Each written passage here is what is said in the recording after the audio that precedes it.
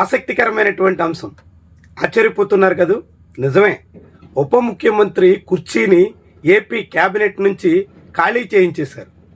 AP cabinet సమావేశంలో ఉప ముఖ్యమంత్రి కుర్చీ తొలగించేశారు. చాలా ఆశ్చర్యకరమైనటువంటి విషయం. ఎందుకంటే ఇప్పటికే ఆయన 3 కేబినెట్ భేటీలకి వరుసగా డొమ్మా కొట్టేస్తున్నారు. తాజాగా వెలగపూడి సచివాలయంలో ముఖ్యమంత్రి చంద్రబాబు అధ్యక్షతన జరుగుతున్నటువంటి సమావేశంలో ఈసారి కూడా ఉప ముఖ్యమంత్రి గైర్హాజరయ్యారు. దాంతో ఈసారి కేబినెట్ భేటీలో ఆయనకి వేసేటువంటి కుర్చీ కూడా తొలగించేసినటువంటి తీరు చాలా పెద్ద చర్చకి ఆస్కారం ఇస్తుంది. అసలు కేబినెట్లో ఏం జరుగుతుంది, మిత్రపక్షాల మధ్య కూటమిలో ఏం సాగబోతుంది అనేటువంటి చర్చ అయితే మరింత ఆసక్తిని రేకెత్తిస్తుంది. మనం ఖచ్చితంగా గమనిద్దాం. చాలా క్లియర్గా మీకు కూడా అర్థమవుతుంది. ఇది గత నెలలో జరిగినటువంటి కేబినెట్ భేటీ. ఈ సమావేశానికి ఉప ముఖ్యమంత్రి గైర్హాజరయ్యారు. ఆయనకి ముఖ్యమంత్రి పక్కన చీఫ్ సెక్రటరీని ఆనుకుని ఉండేటువంటి కుర్చీ చూడొచ్చు. ఇది ఇంతకు ముందు జరిగినటువంటి సమావేశానికి సంబంధించిన చైరు.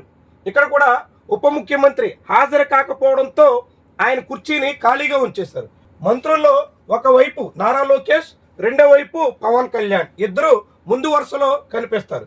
పవన్ కళ్యాణ్ రాకపోవడంతో ఆయన కుర్చీని ఖాళీగా ఉంచేసి ఆ తర్వాత అచ్చెన్నాయుడు సహా ఇతర మంత్రులంతా కూర్చున్నటువంటి చిత్రం మనం చూడొచ్చు.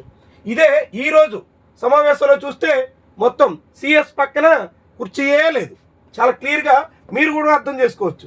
సిఎస్ ముఖ్యమంత్రి తర్వాత సిఎస్ పక్కనే అచ్చెన్నాయుడే.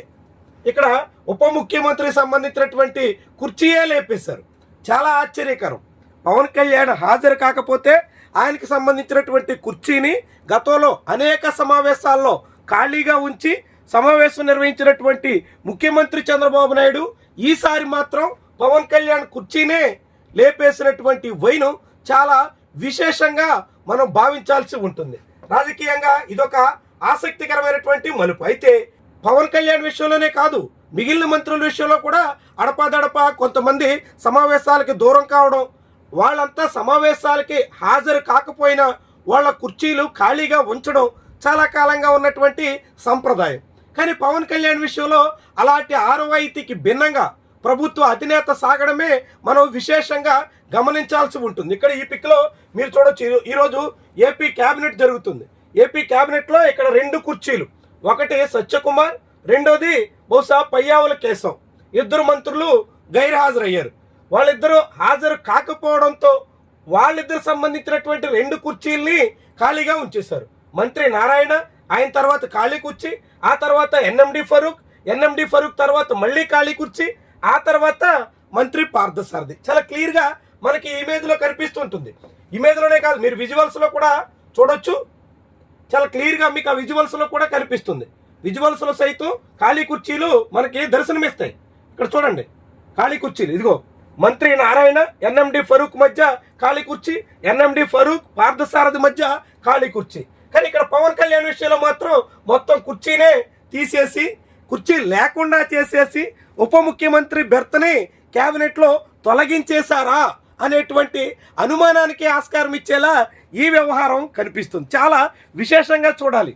అయితే మంత్రి పయ్యావుల, మంత్రి సత్యకుమార్ ఇలాంటి వాళ్ళు అడపదడప కొన్ని కేబినెట్ భేటీలకి దూరంగా ఉంటుంటే ప్రతిసారి సమావేశాలకి పవన్ కళ్యాణ్ హాజరు కావట్లేదు కాబట్టి, ఆఖరికి అసెంబ్లీ సమావేశాలకు కూడా ఆయన రాలేదు కాబట్టి ఇక కేబినెట్కి హాజరయ్యే అవకాశం లేదని నిర్ణయం తీసుకుని ఆయన కుర్చీని అక్కడి నుంచి తొలగించేశారా, కాకుంటే ఇంకేదైనా కారణంతో ముఖ్యమంత్రి చంద్రబాబు నాయుడు ఇలాంటి నిర్ణయం తీసుకున్నారా? చాలా ముఖ్యమైనటువంటి గమనించాల్సినటువంటి అంశం. ఎందుకంటే ఆంధ్రప్రదేశ్ రాష్ట్ర ప్రభుత్వంలో కూటమి అధికారంలోకి రావడంలో చంద్రబాబు నాయుడు ఎంత పాత్రో పవన్ కళ్యాణ్ది కూడా అంతకు మించినటువంటి కృషి ఉంది అని స్వయంగా చంద్రబాబు చెప్పారు, నారా లోకేష్ చెప్పారు, అందరూ మాట్లాడారు. అలాంటి దాదాపుగా 2024 ఎన్నికల్లో మ్యాన్ ఆఫ్ ది మ్యాచ్ అన్నట్టు కీర్తించినటువంటి పవన్ కళ్యాణ్కి ఇప్పుడు ఏపీ కేబినెట్లో, ఏపీ ప్రభుత్వంలో ప్రాధాన్యత తగ్గిపోతుందా? ఆయన్ని దాదాపుగా తెలుగుదేశం పార్టీ నేతలు ఇక ఖాతరు చేసే అవకాశమే లేదా? ఆయన్ని లెక్క చేయాల్సిన అవసరం లేదని ఇదంతా చెబుతుందా? ఈ ప్రశ్నలన్నీ ఇప్పుడు ఉదయించక మానవు. ఏమైనప్పటికీ కూడా పవన్ కళ్యాణ్ విషయంలో చంద్రబాబు ఇలాంటి ఒక బోల్డ్ స్టెప్, మొత్తం ఆయన కుర్చీనే ఖాళీ చేయించేసినటువంటి వైను, ఆయనకు అసలు క్యాబినెట్లో కుర్చీ కూడా లేకుండా చేసేసినటువంటి తీరు చాలా విశేషంగా మనం గమనించాల్సి ఉంటుంది.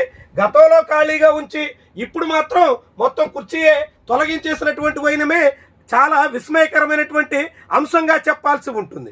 ఏపీ కేబినెట్లో రాజకీయంగా, అందులోనూ కూటమిలో ప్రధాన పక్షాల అధినేతలుగా ఉన్న చంద్రబాబు, పవన్ కళ్యాణ్ మధ్య గడిచిన కొంతకాలంగా పెరుగుతున్నటువంటి దూరానికి ఇదొక తార్కాణంగా మనం చెప్పాల్సి ఉంటుంది. ఇరు పార్టీల అధినేతలు ఎడముఖం పెడముఖం అన్నట్టుగా సాగుతున్నారని మనం చాలా కాలంగా మాట్లాడుకుంటున్నాం.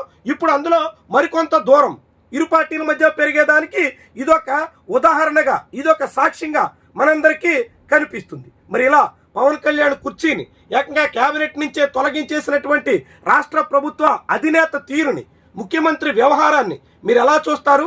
ఇది ఎక్కడి వరకు దారి తీస్తుందని మీరు అనుకుంటున్నారు? కామెంట్ రూపంలో తెలియజేయండి.